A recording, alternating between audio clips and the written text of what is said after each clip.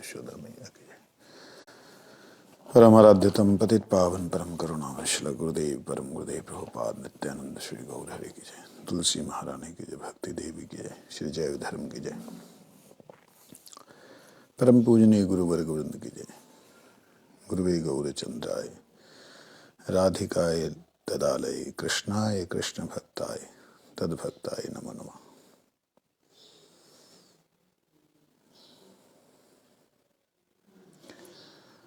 ये जो 35वां अध्याय है, इसमें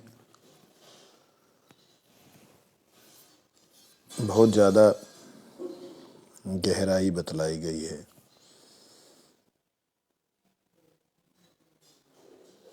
जिन लोगों को मधुर रस में तनिक भी रुचि नहीं है,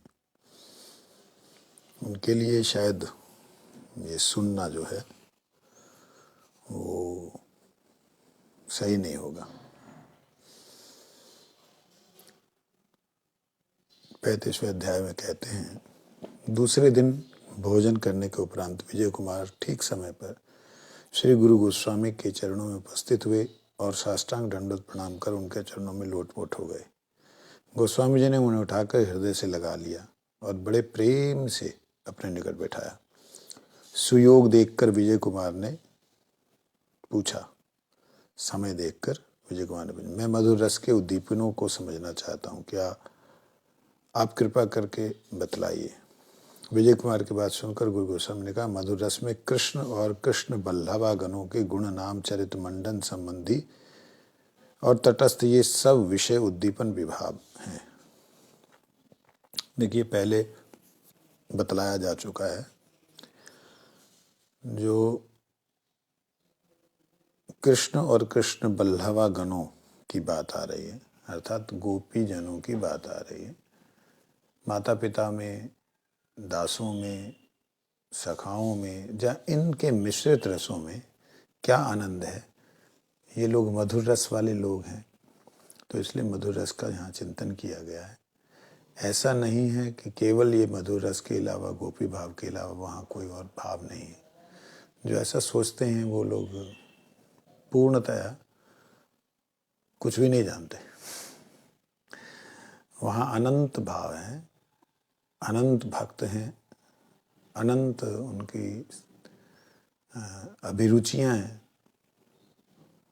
यहाँ पे जो बतला रहे हैं वो इस धराधाम में, इस धरातल के ऊपर किस प्रकार से उन लोगों का हाव भाव, शरीर इत्यादि होता है, वो बतला रहे हैं। कहते हैं विजय कुमार ने, पहले गुणों को बतलाने की कृपा करें। गोस्वामी जी ने कहा कि मानस, वाचिक और कायिक, ये 3 प्रकार के गुण हैं। उनके जो गुण हैं, मन की मानस गुण हैं और वाचक गुण हैं, मतलब जो बोले जा सकते हैं, और कायिक शरीर के। मानस गुण में कितने प्रकार के हैं, विजय ने पूछा। उनमें कृतज्ञता, क्षमा, करुणा आदि अनेक प्रकार के मानस गुण हैं। किसी ने कुछ कर दिया तो उसके लिए उसके एक तरह से ऋणिया भाव में कृतज्ञता, ऋणिया भाव में रहना। किसी ने अनुकूल किया और किसी ने प्रतिकूल किया तो उसके प्रति क्षमा भाव रखना, चलो कोई बात नहीं। और करुण आदि, इसके अलावा अनुकूल भी नहीं किया, प्रतिकूल भी नहीं किया, अपनी ही दीन दशा के कारण ऐसी अवस्था में है कि वो भगवान जी की सेवा नहीं कर पा रहा, तो वहाँ पे करुणा ये सब मानस गुण है। और वाचिक गुण क्या है, विजय कुमार ने पूछा। कानों को आनंद देने वाले वचन ही वाचिक गुण है। वचनों से ऐसा बोला जाए कि वो कानों को आनंद दे, कर्ण प्रिय लगे, वो वाचिक गुण है। शारीरिक गुण कितने प्रकार के हैं, कायिक गुण कितने प्रकार के होते हैं, गोस्वामी जी कहते हैं उसमें बहुत कुछ है। जैसे शरीर जो दिखलाई देता है, मन दिखलाई नहीं देता, शब्द सोच करके बोलेगा, लेकिन शरीर सबको दिखलाई देता है, तो उसमें बहुत सारे हैं। जैसे वयस, उम्र, रूप, लावण्य, सौंदर्य, अभिरूपता, माधुर्य, मादर्व आदि कायिक गुण हैं। इस रस में वयसंधि, नव वयस, व्यक्त वयस और पूर्ण वयस, ये 4 प्रकार की मधुर आश्रित वयस है, उम्र जो है। वयसंधि मतलब अभी एक उम्र से दूसरी उम्र में प्रवेश कर रहे हैं, ऐसी वयसंधि। ये सब के बारे में शायद आगे बतलाएंगे, इसको सुनते हैं। विजय कुमार कहते हैं वयसंधि किसे कहते हैं? कहते हैं बाल्य और यौवन की संधि को वयसंधि कहते हैं। बाल्य और यौवन के बीच का जो समय है, उसी का नाम प्रथम किशोर है। अच्छा, एक और बात है, ये जो गोलोक धाम इत्यादि की जो बातें हम लोग सुन रहे हैं, या वृंदावन, इस वृंदावन की बातें सुन रहे हैं, इसमें वयस बदलती नहीं है। मतलब राधा रानी, गोपियाँ, ग्वालगन, इनकी वयस नहीं बदली है। ये जब मिलने के लिए गए हैं उसी भाव में, उसी अवस्था में गए हैं। और कृष्ण भी जब इनको कुरुक्षेत्र में मिले हैं सूर्य कुंड पर, वहां पर भी उनकी वयस जो है इनके भावानुसार ही बनी, दिखलाई दी। तो इसलिए वयस इनकी बदलती नहीं है। ठीक है। तो प्रथम किशोर मतलब किशोर से थोड़ा सा पहले प्रथम किशोर, और संपूर्ण किशोर अवस्था वय संधि के अंतर्गत होती है। पौगंड को बाल्य कहा जा सकता है, और कृष्ण और कृष्ण प्रियाओं का वय संधि माधुर्य के उद्दीपन है। जो नव किशोर या किशोर अवस्था है, इसमें कृष्ण और कृष्ण जो गोपिका हैं, इनका भाव बनता है। नव वयस किसे कहते हैं? नव्य वयस कहते हैं। नव यौवन, कुछ यहाँ पे शब्दों को थोड़ा सा ना ध्यान दीजिए। कहते हैं नव्य वयस किसे कहते हैं? गोपियों के अंदर जो है किस प्रकार से उनका रूप खिलता है। गोस्वामी कहते हैं नव्य वयस कुछ उठे हुए स्तन, नेत्रों की चंचलता, मंदहास्य, मन की कुछ कुछ विक्रिया होना नव वयस के लक्षण है। नव वयस कैसी होती है? इस प्रश्न के बीच ही में एक वैष्णव और शंकर मठ के पंडित सन्यासी देव दर्शन के लिए उपस्थित हुए। भगवान के दर्शन के लिए शंकर मठ के पंडित और एक वैष्णव, 2 जने आए। वैष्णव को अपने में पुरुष रूप का दास अभिमान था, वो दास अभिमानी थे। तो दास भाव में होने के नाते उनसे ये चर्चा नहीं की जा सकती है। शंकर मठ के एकदम शुष्क सन्यासी जो ब्रह्म ज्ञान में ही निमग्न रहते हैं, जो कृष्ण की आराधना या कृष्ण की पूजा या कृष्ण की साधना इसलिए करते हैं कि अंत में मैं ब्रह्म में विलीन हो जाऊं, तो ऐसे भावयुक्त जो लोग हैं उनके सामने ये सब चर्चा नहीं की जा सकती, इसलिए वो लोग चुप हो गए। कहते पुरुषाभिमान व्यक्ति के निकट रस कथा की आलोचना करना निषेध होने के कारण गोस्वामी और विजय दोनों चुप हो गए। आगंतुक वैष्णव और एक दंडी सन्यासी के साथ इधर उधर की साधारण बातें करने लगे। कुछ देर बाद जब दोनों सिद्ध बकुल की ओर चले गए, तब विजय ने तनिक हंसकर कहा, पुनः अपने प्रश्न को दोहराया। गोस्वामी जी ने व्यक्त वयस के वयस में स्तन स्पष्ट रूप से उभरे होते हैं, मध्य देश त्रिवली पड़ी होती है, संपूर्ण अंगों में उज्जवल कांति छलकने लगती है। पूर्ण वयस किसे कहते हैं? पूर्ण वयस कहते हैं जिस वयस में नितंब ऊंचे हो उठते हैं, मध्य देश क्षीण होता है, समस्त अंग उज्जवल कांति से युक्त होते हैं, स्तन स्थूलाकार होते हैं, जंघे कदली वृक्ष के इस भांति होते हैं, उस वयस को पूर्ण वयस कहते हैं। किसी किसी ब्रज सुंदरी की अल्प तारुण्य अवस्था में भी पूर्ण वयस यौवन दिखलाई पड़ता है। कहते हैं विजय जी, वयस के विषय में अवगत हुआ, अब रूप के संबंध में बतलाइए। गोस्वामी जी कहते हैं आभूषणों से रहित होने पर भी भूषित की भांति सुंदर दिखलाई पड़े उसे रूप कहते हैं। रूप वही है जो बिना आभूषणों के सुंदर लगे, तब वो रूप है। आभूषणों से सुंदर लगे ठीक है, सुंदर है, परंतु बिना आभूषणों के, बिना श्रृंगार के सुंदर हो।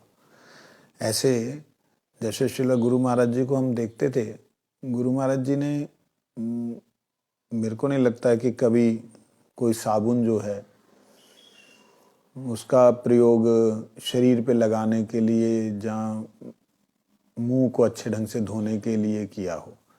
उनका एक साबुन चलता था तो 2-3-4 साल चलता था। क्यों? क्योंकि गुरुजी सिर्फ हाथ धोते थे और हाथ को धो करके बस उसको ही थोड़ा सा हाथ में साबुन लगा के बस उसको ही हाथ पैरों में लगा दिया। क्योंकि इन लोगों का जो शरीर है वो दिव्य होता है, इसमें दुर्गंध नहीं आती है ना। तो इसलिए यहाँ पे बड़ी सुंदर शब्द कही, आभूषणों से, गुरु गोस्वामी कहते हैं आभूषणों से रहित होने पर भी भूषित की भांति सुंदर दिखलाई पड़े, उसे कहते हैं रूप। सुंदर रूप में अंगों के न्यस्त होने पर ही सुंदर रूप होता है। कहते हैं सुंदर रूप में जो अंगों का वर्णन किया वो सुंदर रूप से हो, उसी को सुंदर रूप कहते हैं। लावण्य कितने किसे कहते हैं?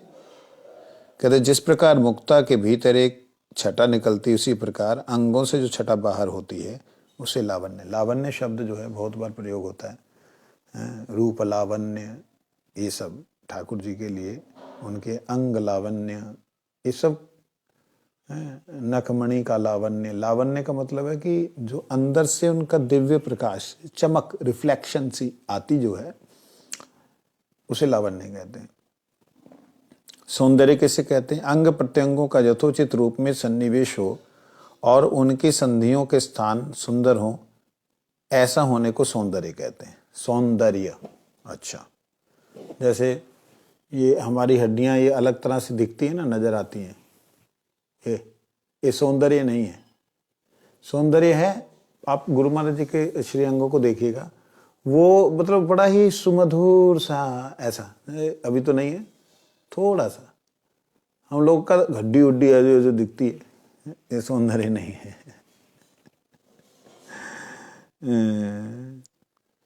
अभिरूपता किसे कहते हैं? अपने आश्चर्यजनक गुणों के द्वारा अपने निकट स्थित दूसरी वस्तुओं को भी अपना सारूप्य प्राप्त कराने का नाम अभिरूपता है।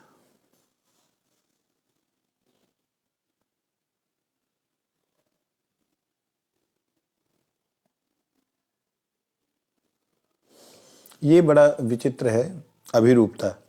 जैसे मानो ठाकुर जी के लिए श्री राधा रानी ने कोई एक फूल माला का निर्माण किया। वो फूल माला का निर्माण इस भाव से किया कि ये ठाकुर जी की जब गाल पे छुएगा तो वो जो स्पर्श होगा, वो जो भाव है ना दिव्य, वो दिव्य भाव के कारण अपना रूप प्रदान कर देना। और ठाकुर जी जैसे ही वो माला सामने आई और राधा रानी का तुरंत उनको स्मरण होना, क्योंकि जो वस्तु, जो फूल की माला उनके पास आ रही है, राधा रानी के संपूर्ण भावों को लेकर के आ रही। ठाकुर जी उन फूलों को देख करके समझ जाए, ये राधा जी का है ना, तो ये है सारूप्यता देना। और वो गले में पहनते ही श्री राधा जी का स्पर्श का अनुभव करना। इस प्रकार से इसे कहते हैं अभिरूपता। माधुर्य कहते किसे कहते हैं? कहते शरीर में किसी अनावचनीय रूप को माधुर्य कहते हैं।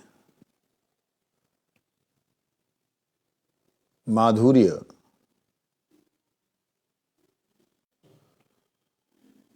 माधुर्य शब्द का है कि शरीर के किसी अनिर्वचनीय रूप को माधुर्य कहते हैं। जब ठाकुर जी के बारे में हमेशा ही आता है ऋषि रूप माधुरी, जहाँ रूप माधुरी उनके, तो वो अंग माधुरी। माधुरी शब्द, माधुर्य का मतलब है कि जो वचनों से ना व्यक्त की जा सके, उसे माधुर्य कहते हैं। जैसे मीठा कैसा है? सुमधुर। भाई सुमधुर मतलब ज्यादा मधुर। मधुर शब्द मीठे में नहीं आता है। मधुर बोलने का मतलब बस अस्वादनीय है वर्णनीय नहीं है। यह है माधुर्य। माधर्व किसे कहते हैं?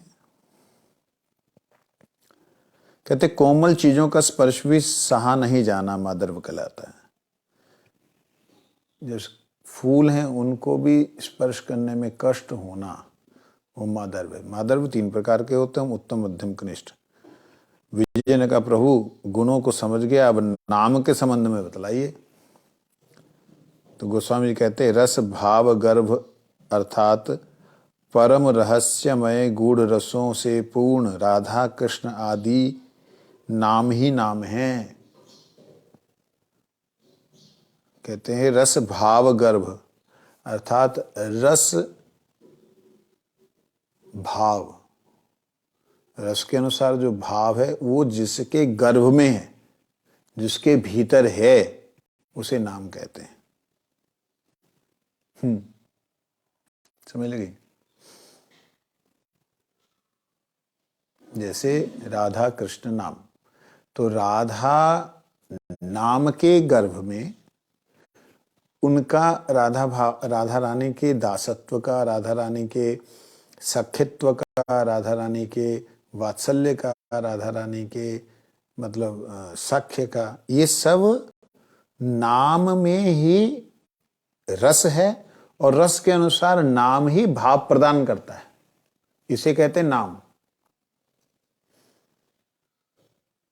कई लोग नाम करते हैं अलग और वो लोग कल्पनाएं करते हैं, और कल्पनाओं से रस भाव नहीं प्रकट होता है। रस और भाव तो नाम की कृपा से प्रकट होता है, और नाम की कृपा होती है। जो नामी है वो किनके माध्यम से इस संसार में आए हैं आपके पास? उनसे होता है।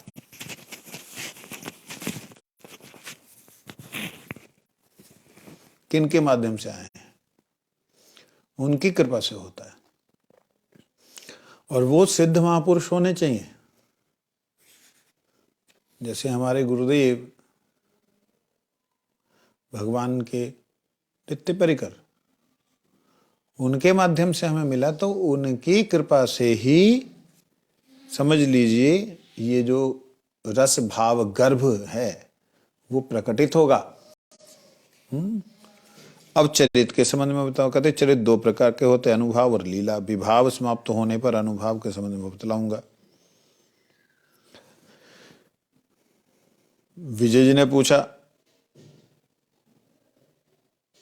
तब इस समय लीला के संबंध में बतला दीजिए। गोस्वामी जी कहते सुंदर क्रीड़ा, नृत्य, वेणुवादन, गोदोहन, पर्वत के ऊपर से गोवों को बुलाना, उनकी गिनती करना, ये लीला है। सुंदर क्रीड़ा किसे कहते हैं? कहते रास लीला करना, नृत्य करना, रास लीला, गेंद खेलना, पशु पक्षियों की बोली बोलना आदि अनंत क्रीड़ाएं हैं। मंडन किसे कहते हैं? मंडन किसी वस्तु को ऊपर से लेना, मंडन कहते हैं। जैसे वस्त्र, माला, आभूषण, अनुलेपन, ये 4 प्रकार के मंडन हैं। वस्त्र तरह तरह के पहनना, मंडन करना। आभूषण तरह तरह के पहनना, माला और अनुलेपन जो ऊपर उसे चित्रकारी होती है, ये सब 4 प्रकार के। संबंधी किसे कहते हैं? लग्न अर्थात संयुक्त और सन्निहित भेद से संबंधी द्रव्य 2 प्रकार के हैं। संबंधी जो है वो 2 प्रकार से, एक वस्तु दूसरे से युक्त हो जाए, जस युक्त ना होकर के भी दोनों हो, दोनों का अलग अलग अस्तित्व हो, परंतु फिर भी दोनों इकट्ठी हो। ये चीज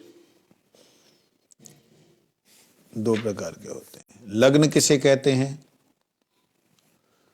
वंशी की ध्वनि, शिंगे की ध्वनि, गीत, सुगंध, सौरभ, आभूषणों की झनकार, चरण चिन्ह, वीणा का स्वर, शिल्प कौशल आदि लग्न संबंधी कहलाते हैं। अब वो पूछ रहे हैं वंशीरव कैसा होता है? वंशी की आवाज कैसी होती है? अब बताओ ये आवाज को कैसे कोई एक्सप्लेन किया जा सकता है? प्रश्न पूछा है। कहते कृष्ण के होठों से जो मुरली नाद अमृत निकलता है वे समस्त प्रकार के उद्दीपनों में प्रधान होता है। देखिए ये जो मुरली की नाद है ना, ये जो ब्रह्म ज्ञानी लोग हैं उनसे ऊपर की अवस्था की एक बात है। ब्रह्म ज्ञानियों को शून्य और ब्रह्म आनंद तक ही प्राप्त है, परंतु कुछ लोग उससे ऊपर का चिंतन करते हैं। कुछ संप्रदाय ऐसी हैं जो कहते हैं कि अंत में बस केवल मुरली, वो मुरली की ध्वनि ही बस संपूर्ण है, उसके आगे कुछ भी नहीं। वहां तक पहुंचना ही सब जीवों का परम कर्तव्य है। अगर वहां पहुंच गए बस और कुछ भी नहीं। अनंत प्रकाश और मुरली, ऐसे लोग हैं। वो लोग कृष्ण के रूप को भी नहीं मानते, कृष्ण की लीला को भी नहीं मानते, समझे नहीं? ये लोग बहुत लाखों करोड़ों की संख्या में इनके उसमें हैं, शिष्य अनुयायी हैं। तो इनके क्या है, इनके यहाँ पे शब्द है और प्रकाश है, बस। करोड़ों की संख्या में, हिंदुस्तान में करोड़ों की संख्या में उनके अनुयायी हैं। तो ये लोगों का अंतिम जो है वो मुरली शब्द है, बस। परंतु मुरली की ध्वनि आ कहाँ से रही है जानना भी नहीं चाहते। और कृष्ण इत्यादि नाम लो तो कहते वो तो बहुत नीचे रह गए, वो तो, अरे ये नाद अलग। मैं ठीक है भैया, अलग रहने दो। कहते सब प्रकार के उद्दीपनों का प्रधान है, सब प्रकार के जो भाव में उद्दीपन होना है, क्रिया में उद्दीपना, सब प्रकार के उद्दीपनों का प्रधान है। कहते अब कृपा करके सन्निहित संबंधी के विषय में बतलाइए। सन्निहित, जिसमें निहित हो, कुछ भाव निहित हो, प्रकट हो। कहते निर्माल्य, ठाकुर जी का प्राप्त निर्माल्य। मयूरपिच, पर्वत के ऊपर गेरुआ आदि धातुएं। गायें, लखुटी ठाकुर जी की, वेणु, सिंघा, कृष्ण के प्रिय व्यक्तियों का दर्शन। ओह सखा, गोधूली, गायों के खुरों से उठने वाली गोधूली, जब गायें आती तो धूल उड़ती है, क्योंकि वो थोड़ी ना ऐसे पैर ऐसे करके रख दे, ठप ठप ठप ठप चलता है उनका। और वृंदावन, और वृंदावन आश्रित वस्तुओं, जितनी वस्तुएं, गोवर्धन, यमुना, रासस्थली आदि को सन्निहित संबंधी कहते हैं, जिनके साथ में ठाकुर जी जुड़े हुए हैं। ठाकुर जी का संबंध जो है उसमें है, उसको देखने से ठाकुर जी का स्मरण हो जाता है। कहते वृंदावन आश्रित के क्या तात्पर्य है? जो वृंदावन आश्रित शब्द है, कहते मृग आदि पशु, जितने भी पशु हैं, मयूर आदि पक्षी, भ्रमर, कुंज, लता, तुलसी, पुष्प, कदम्ब आदि, ये वृंदावन आश्रित हैं। इन सबको वृंदावन का आश्रित कहा जाता है। तटस्था किसे कहते हैं? चंद्रिका अर्थात ज्योत्सना, मेघ, विद्युत, वसंत, शरद, पूर्ण चंद्र, वायु और मयूर आदि, ये सब पक्षी तटस्थ हैं। उद्दीपन भावों को भली भांति सुनकर विजय कुमार क्षण भर तक चुप रहे।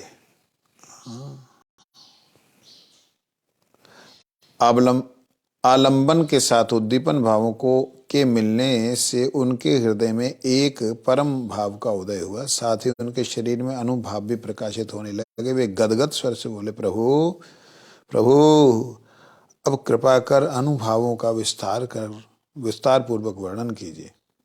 आपने कृष्ण चरित्र की एक आंशिक लीला का विषय बतलाया है। अनुभाव जान लेने पर कृष्ण चरित्र को संपूर्ण रूप से जान सकूंगा।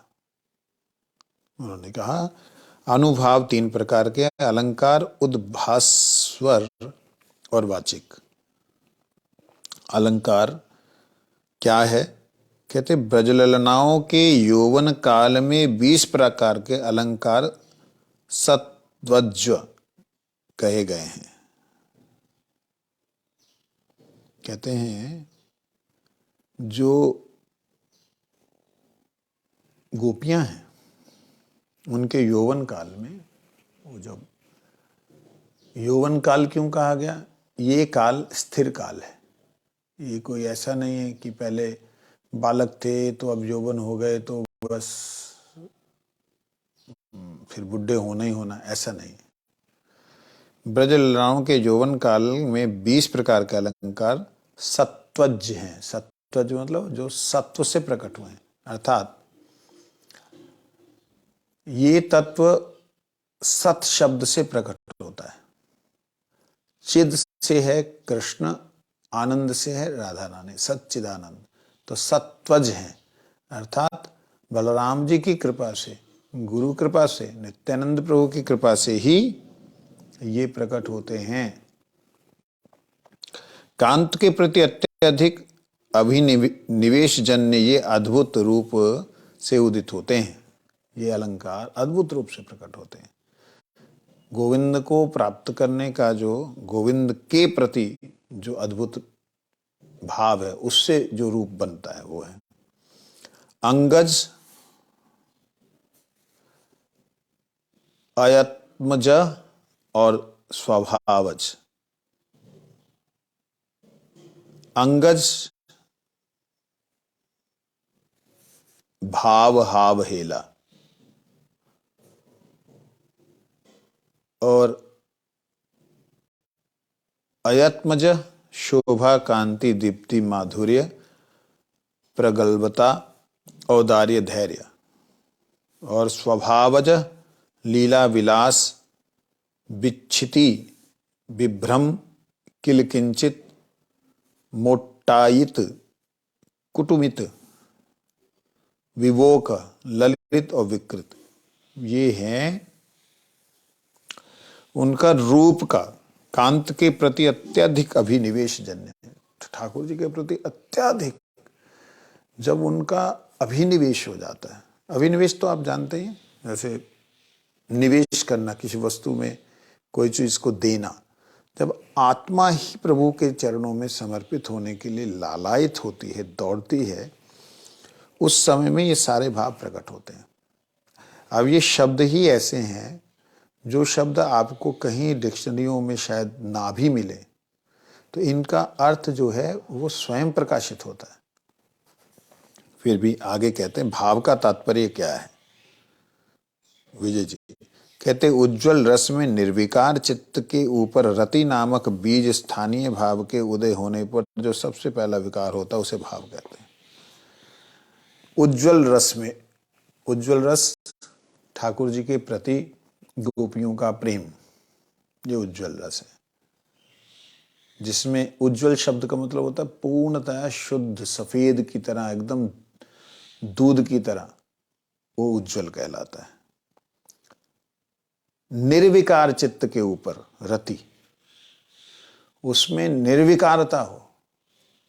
उज्जवल रस में आप जैसे ही गोपी कृष्ण नाम सुनते हैं, आपको स्त्री पुरुष का भाव ना आकर के एकदम निर्विकार भाव, बड़ा दिव्य और सुंदर भाव उत्पन्न अगर हो रहा है, उसी को भाव कहते हैं। पहला विकार। सबसे पहले कोई भी माइक, कोई भी सांसारिक क्रिया का उसमें संयोग नहीं होता, क्रिया उसमें दिखलाई नहीं देती। उस उज्जवल रस को सुनने के बाद चित्त में कोई विकार उत्पन्न नहीं होता, बिल्कुल एकदम शांत स्थिति होती है, उसको भाव कहते हैं। चित्त की अविकृत अवस्था का नाम सत्व है। सत्व भाव जो होता है, कहते चित्त की अविकृत अवस्था, चित्त में कोई क्षोभ ना हो, कोई गलत धारणा ना आए, उसका नाम सत्व है। विकृति का कारण उपस्थित होने पर बीज के आदि विकार की तरह जो आदि विकार है उसे भाव कहते हैं। समझे? विकृति का कारण उपस्थित होने पर बीज के आदि विकार की तरह जो आदि विकार होता है उसे भाव कहते हैं। यहाँ पे एक बात समझना कि जो भाव शब्द का अर्थ इन्होंने किया है उसको यूं ही समझिए कि जैसे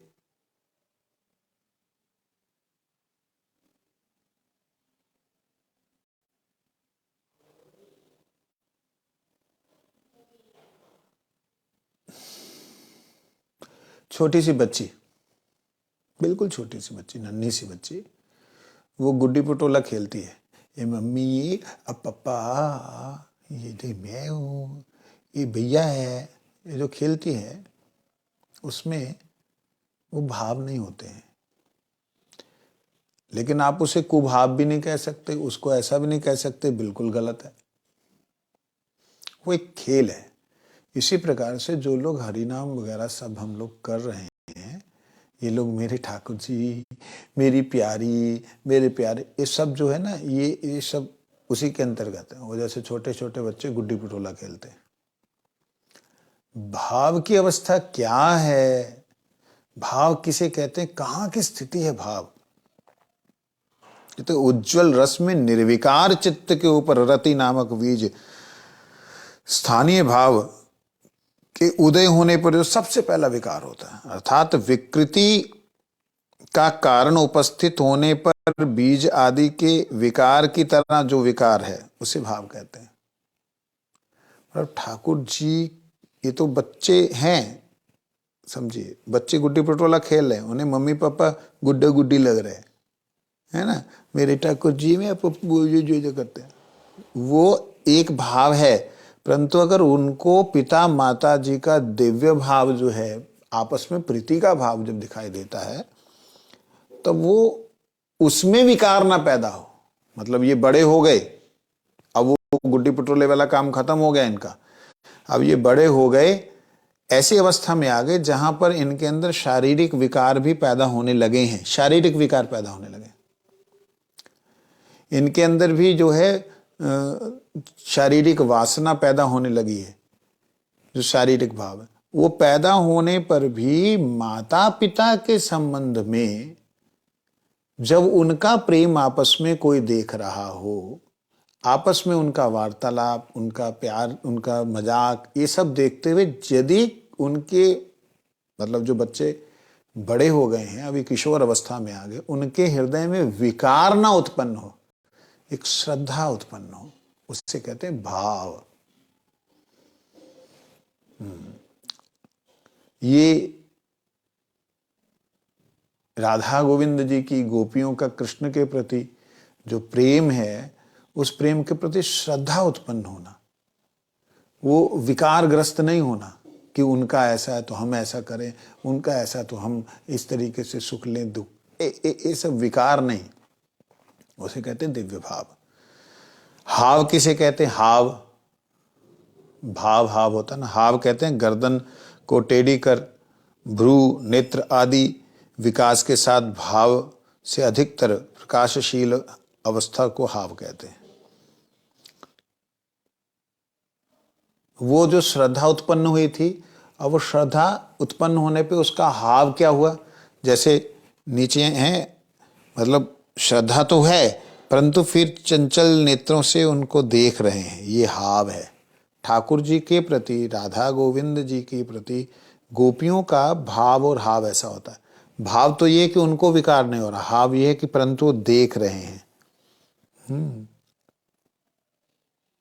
और भाव के साथ हाव होने से और अवस्था का दिव्य प्रकाश होता है। हेला किसे कहते हैं? कहते हैं जिस समय हाव स्पष्ट रूप से श्रृंगार सूचक होता है तब उसे हेला कहते हैं। अब ये जो हाव है ठाकुर जी के प्रति, मतलब उनको प्राप्ति का भाव है, उसी का नाम हाव है। और वही जो है अब प्राप्ति के लिए अंदर जागृति आ गई। पहले स्थिति अलग थी, निर्विकार, परंतु फिर देखते देखते उसे चाहत हो गई, वो हो गया हाव। चाहत के कारण देखने लगे। अब हाव के बाद में फिर हेला, उनके अंदर भी वो भाव जो है संचारित होने लगा, वो हेला है। शोभा किसे कहते हैं? कहते रूप संभोग और तारुण्य आदि द्वारा अंगों का विभूषण ही शोभा है।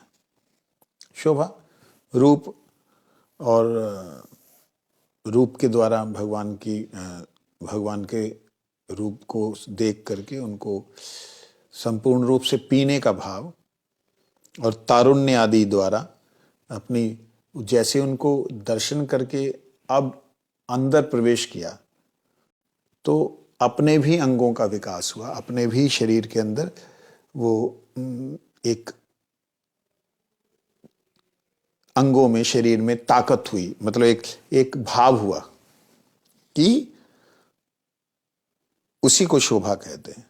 रूप संभोग तारुण्य आदि द्वारा अंग विभूषण को ही शोभा कहते हैं। कांति किसे कहते हैं? कहते मनमथ तर्पण द्वारा काम तृप्ति विधान में जो उज्जवल शोभा है वही कांति है। दीप्ति किसे कहते हैं? वयस भोग देश काल गुण रूप वेश आदि द्वारा उद्दीप्त होकर जिस समय कांति विस्तृत होती है उसे उद्दीप्ति कहते हैं। वाह, इतना सब कुछ है। मेरा ख्याल टाइम हो गया।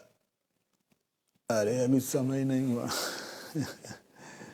विजय जी कहते हैं माधुर्य किसे कहते हैं? चेष्टा समूह की सभी अवस्थाओं में जो चारुता होती है वही यहाँ पर माधुर्य है। पहले माधुर्य अलग बतलाया था, यहाँ पे माधुर्य जो है वो चेष्टाएं इत्यादि।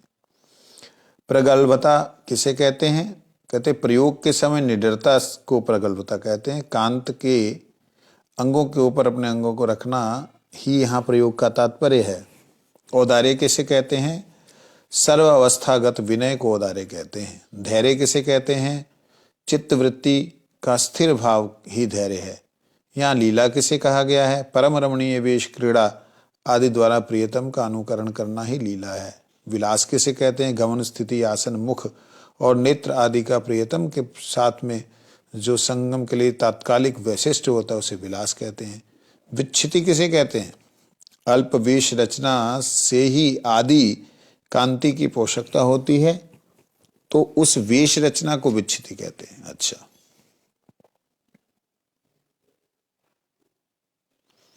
विच्छिति ये अच्छा शब्द आया। कहते हैं कि कांति की मतलब राधा रानी ने कोई श्रृंगार नहीं किया, कुछ भी श्रृंगार नहीं किया, परंतु थोड़ा सा ही, मतलब उनके कर्णों में एक हल्का सा फूल इधर, हल्का सा फूल इधर लगा, उतने में ही दिव्य रूप का प्राकट्य हो रहा है। उसे कहते हैं विच्छिति। किसी किसी रसज्ञ के मतानुसार अपराधी कांत के आगमन करने पर जब नायिका के मन में ऐसा भाव उठे कि वह अपनी सखियों के आग्रह से ही भूषण धारण कर रखी हैं, इस प्रकार ईर्षा अवज्ञावती स्त्री के भाव को विच्छिति कहते हैं। अच्छा, इसे दूसरा, इसके भाव, इसका अर्थ दूसरा है। जो मैंने कहा वो दूसरा है। ये जो मैंने कर्णों में कुंडल धारण किए हैं, ये थोड़ा सा जो किया है ना, वो सखियों के कहने से किया, मैं तो बिल्कुल ही नहीं करती। तुम जो गए और आए ही नहीं, वह सब उठा के फेंक दिए, वो मतलब अलग तरीके से। विभ्रम किसे कहते हैं? अपने प्रियतम के साथ मिलने के समय प्रबल मदन वेग के कारण हार और माला आदि भूषणों को जो धारण करना चाहिए वहां धारण न कर दूसरे स्थान पर धारण करने को विभ्रम कहते हैं। जो कंठ में पहनना चाहिए वो कमर में पहन लिया, जो कमर में पहनना चाहिए और कंठ में पहन लिया, ऐसे विभ्रम। किलकिंचित किसे कहते हैं? कहते हैं हर्ष के लिए गर्व, अभिलाष, रोदन, हास्य, असूया, भय और क्रोध, इन सब के साथ मिलन का नाम किलकिंचित है। मोटाईत किसे कहते हैं? कांत के स्मरण और उनकी वार्ता पाने के समय नायिका के हृदय में जो भाव होता है, उस भाव से जो अभिलाषा उत्पन्न होता है उसको कहते हैं मोटाईत। कटुमित किसे कहते हैं? स्तन, अधर आदि ग्रहण के समय नायिका के हृदय में प्रीति, आनंद होने पर सब भ्रम, गौरव, लज्जा आदि के कारण बाहर में क्रोध की भांति जो भाव उदित होता है उसे कुटमित कहते हैं। कुटमित। अच्छा, विवोक किसे कहते हैं? गर्व और मान के कारण अपनी प्रिय वस्तु अर्थात कांत के प्रति जो अनादर होता है उसे विवोक कहते हैं, विवोक। अच्छा, ललित किसे कहते हैं? अंग प्रत्यंगों की विन्यास भंगी, भ्रू विलास की मनोहारिता को सुकुमार प्रकाश पाता, उसे ललित कहते हैं। विकृत किसे कहते? लज्जा, मान, ईर्ष्या आदि द्वारा उदित अपने मन के भावों को वाणी द्वारा ना व्यक्त कर चेष्टा द्वारा प्रकट करने का नाम विकृत है।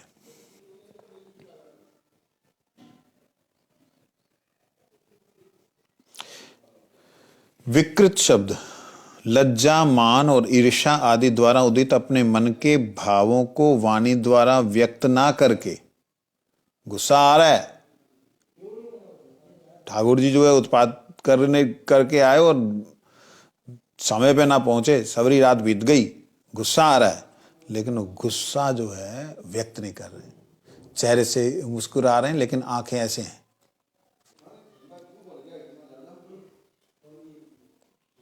यह है विकृत। और बड़ा सुंदर हाथों को जोड़े हुए हैं और पैरों के नाखूनों से धरती को खुरच रहे हैं, यह विकृत। ये 20 प्रकार के आंगिक और चित्तज अलंकार हैं। ये शरीर में प्रकट होते हैं और चित्त में प्रकट होते हैं। इनके अतिरिक्त रसिक जन, अरे राम रे, मोध्य और चकित नामक 2 प्रकार के वे अलंकार स्वीकार करते हैं। मोध्य किसे कहते हैं? प्रीतम के निकट ज्ञात विषय के संबंध में भी अनजान की तरह जिज्ञासा करना को मोद्धज्ञ अलंकार कहते हैं। जानते हैं कि अभी जो है कहाँ से आए हैं, क्या करके आए हैं, सब पता है, फिर भी अरे आप तो अभी कहाँ से आए? मैं वहाँ मैया के पास था। अच्छा, मैया के पास थे, ठीक है, चलो, सब जानते हैं किधर से आए। चकित के कहते चकित, भय का कारण ना रहने पर भी प्रियतम के निकट महाभय प्रकट करना।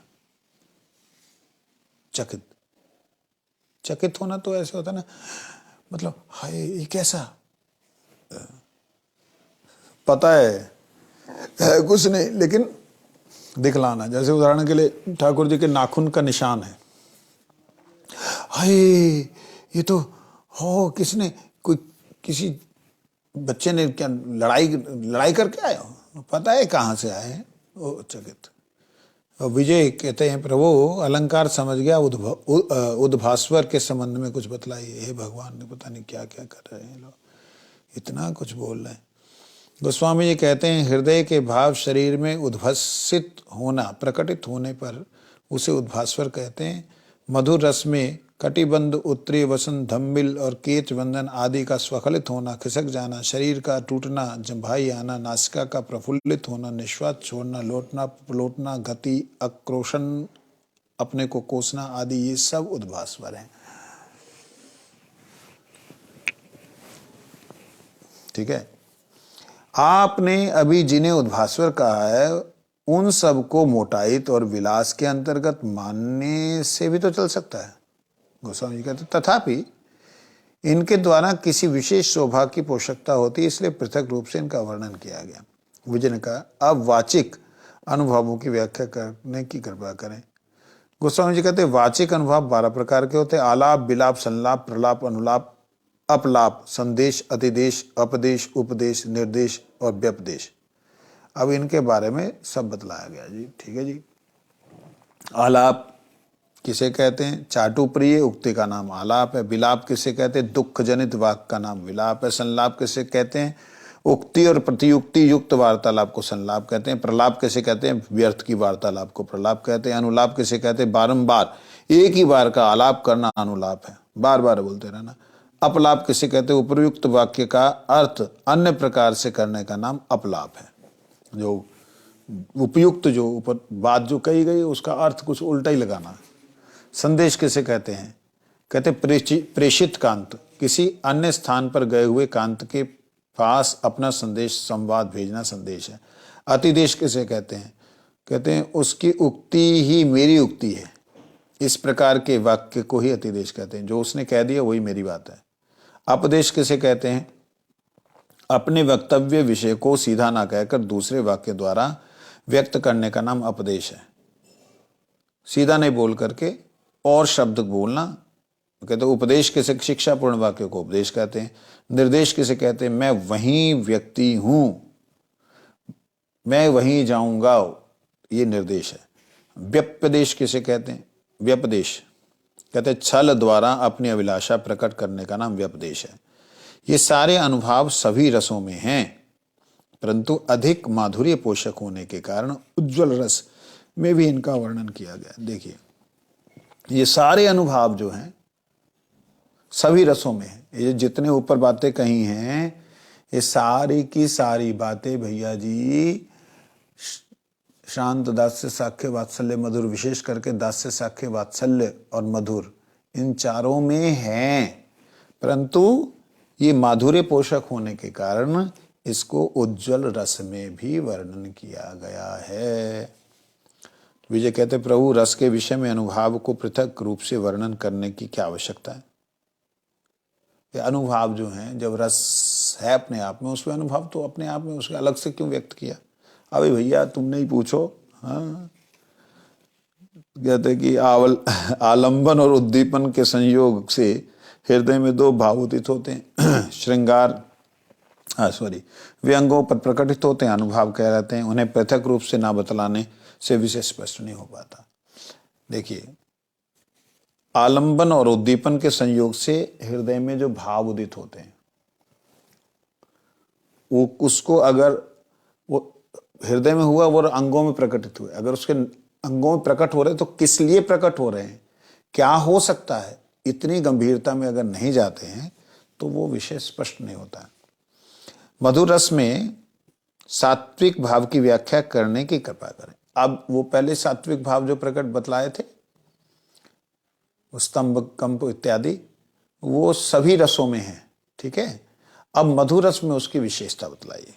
कहते स्तंभ, स्वेद आदि अष्ट सात्विक विकार भाव ही जिन्हें मैंने साधारण रस तत्व के विचार में बतलाया है, इस रस के सात्विक भाव हैं। इस रस में उन भावों का उदाहरण अलग अलग रूप से है। ब्रज लीला में इस प्रकार देखोगे, हर्ष, भय, आश्चर्य, विषाद, अमर्ष, इनमें स्तंभ भाव का उदय होता है। हर्ष, भय, क्रोध, स्वेद अर्थात घर्म, पसीना उदित होता है। आश्चर्य में आश्चर्य, हर्ष, भय, इनमें रोमांच होता है। विषाद, विस्मय, अमर्ष और भय से स्वरभंग होता है। भय, हर्ष, अमर्ष में वैपुत्य कंप होता है। विषाद, क्रोध, भय में वैवर्ण रंग परिवर्तन होता है। हर्ष, रोष, विषाद में अश्रु होते हैं।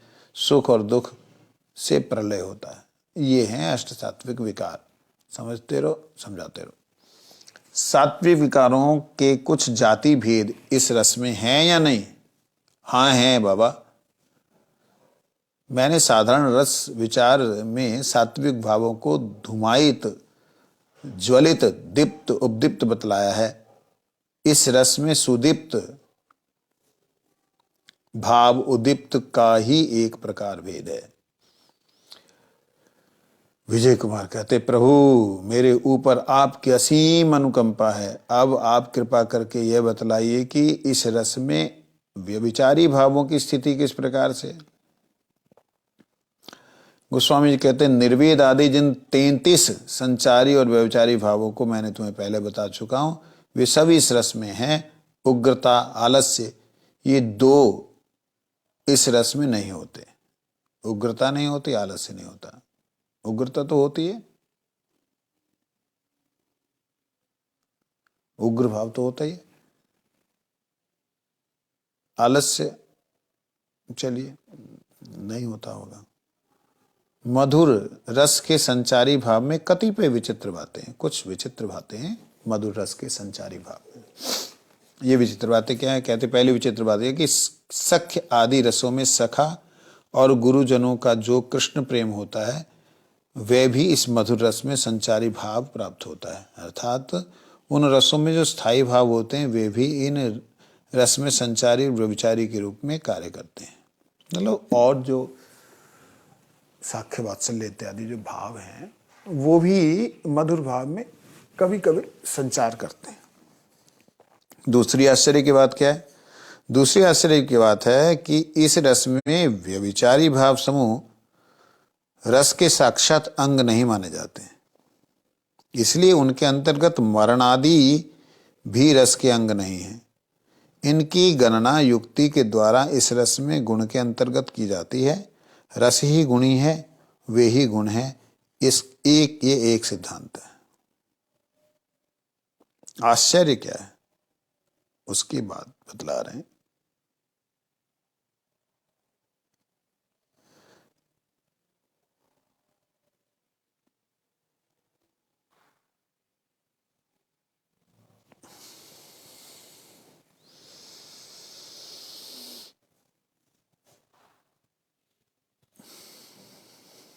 उसने दो बातें कही ना, विचित्र और आश्चर्य रूप से। तो कहते विचित्र तो समझ आ गया, आश्चर्य क्या है? कहते इस रस में व्यभिचारी भाव समूह रस के साक्षात अंग नहीं माने गए। जो ऊपर वो रस दूसरे रस में प्रवेश किया वो साक्षात अंग नहीं है। इसके साक्षात अंग तो मधुर रस, अंग मतलब उसके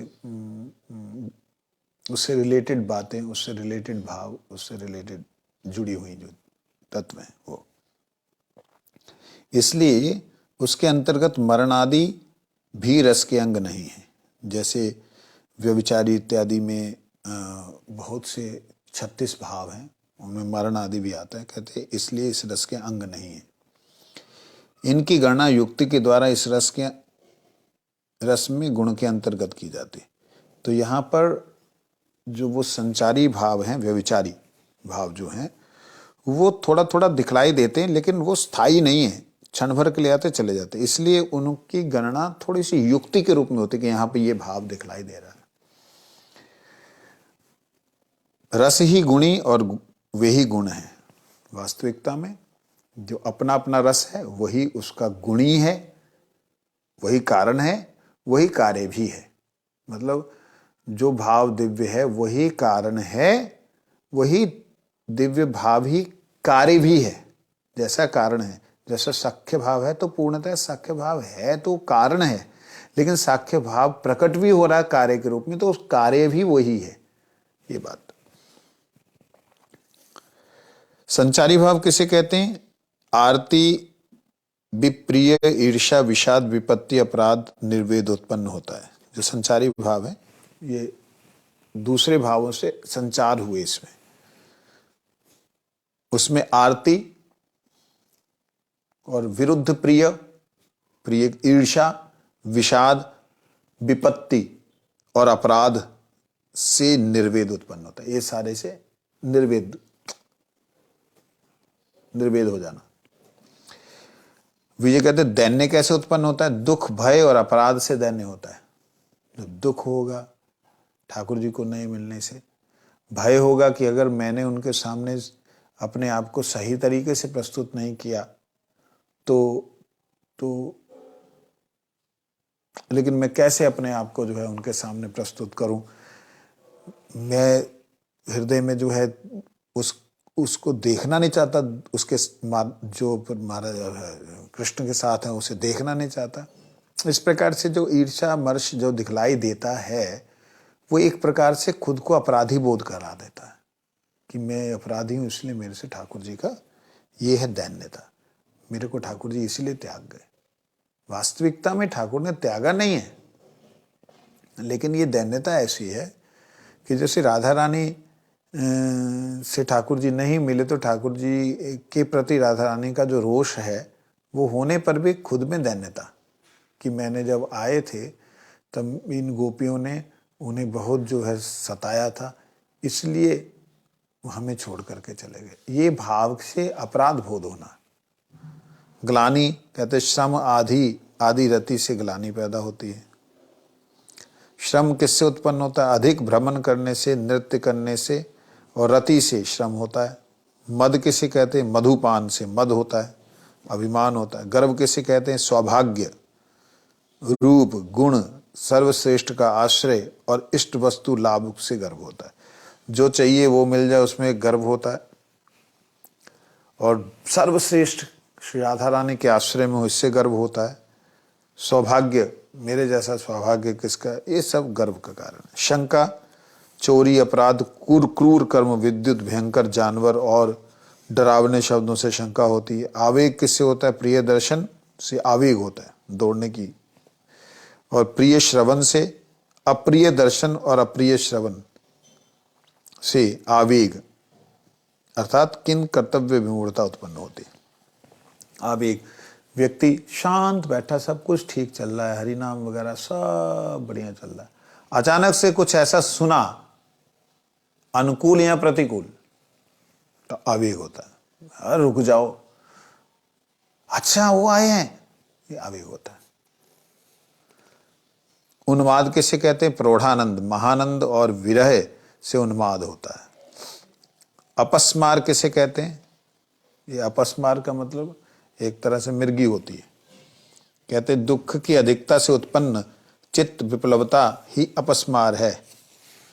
इसमें नायिका कांप कर पृथ्वी पर मूर्छित होकर गिर पड़ती है। व्याधि किसे कहते हैं, ज्वर आदि जैसा विकार ही व्याधि है, जो चिंता और उद्वेग आदि से होता है। चिंता करने से और उद्वेग होने से व्याधि हो जाती है। जो लोग चिंता करते हैं, प्रेम को चिंतन में होना चाहिए, चिंतन में, चिंता नहीं हाय हाय मैंने कर, मैं, ये जो भाव होते हैं ना, ये उसमें उद्वेग होता है और चिंता से जो है वो बीमारी पैदा हो जाती है, व्याधि बन जाती है। मोह किसे कहते हैं, हृदय की मूढ़ता को मोह कहते हैं, जो हर्ष, विश्लेषण और विषाद से उत्पन्न होता है। मृत्यु किसे कहते हैं, इस रस में मृत्यु नहीं होती, मृत्यु की चेष्टा मात्र होती है। आलस्य कैसा होता है, कहते शक्ति रहने पर भी अशक्त होने का छल करना ही आलस्य है। वंचा कल्पतरुश्च कृपा सिंधु पतितानां पावनेभ्यो वैष्णवेभ्यो नमो नमः। लेकिन इस रस में आलस्य का स्थान है ही नहीं।